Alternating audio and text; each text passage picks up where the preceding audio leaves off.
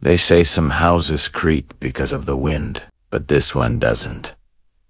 In this house, the sounds don't come from the wood, they come from the walls. At first, they're barely noticeable, soft whispers. As if someone were praying, or as if someone were calling your name. Everyone who stepped inside reported the same thing. The house was not empty. And the most terrifying part isn't what you hear at night, it's what answers back when you speak. This is the true story of the House of Whispers. In November of 1974, Amityville, New York, became the setting for one of the most disturbing events in modern American history. At first glance, it was just another quiet suburban town. Tree-lined streets, family homes. A place where nothing truly terrible was supposed to happen. But behind the walls of one house, something dark had already taken root. Inside that home, 6 members of the DeFeo family were found murdered while they slept. Parents and children alike were killed in their own beds. Ronald DeFeo, Jr., the eldest son, later confessed to murdering his parents and his 4 siblings. The brutality of the crime shocked the nation, shattered the town, and left a permanent stain on the house where it occurred. But as horrifying as those murders were, they were only the beginning. What happened after the house changed owners would become even more terrifying. Shortly after the murders, the house was put up for sale. Most people refused to even step inside.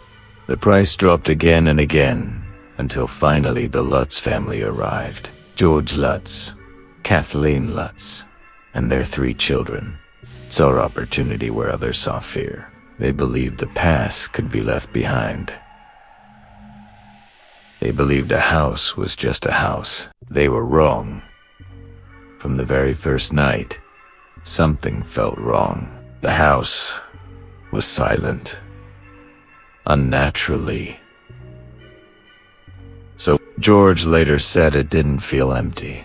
It felt aware, as if the walls were listening, as if something unseen was studying their every move. Within days, George began having trouble sleeping. He would lie awake in bed, staring at the ceiling, his heart pounding, waiting. Every night, without fail, at exactly 3:15 in the morning, he woke up. Cold sweat soaked his body. His chest felt tight, and he was overwhelmed by the sensation that someone was standing next to him, watching. Turning on the light brought no relief. The feeling remained, as if something invisible was still there, observing, waiting. Kathleen began noticing changes as well. At first, they were small and easy to ignore. A door slamming shut, even though no windows were open. Lights flickering only in certain rooms.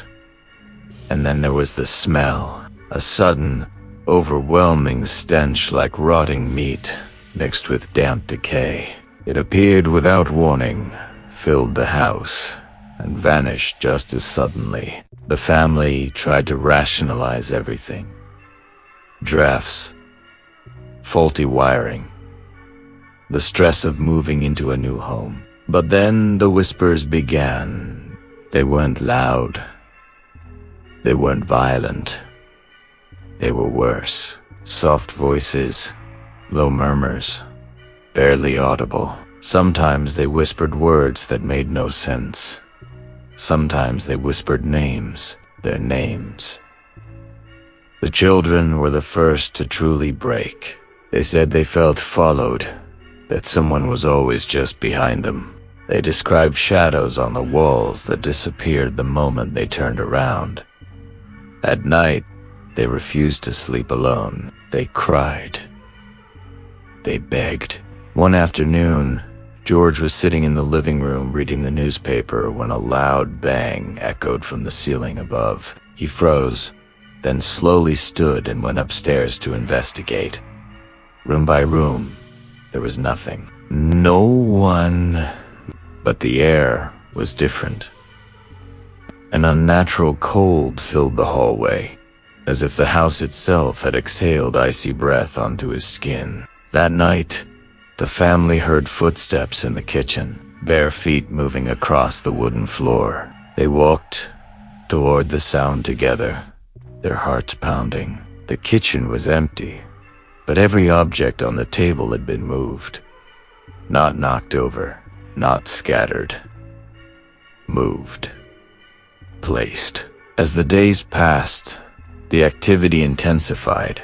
George began seeing dark figures moving at the edges of his vision, shapes that vanished when he looked directly at them. Kathleen woke in the night feeling her hair being pulled. She screamed and sat up, but no one was there.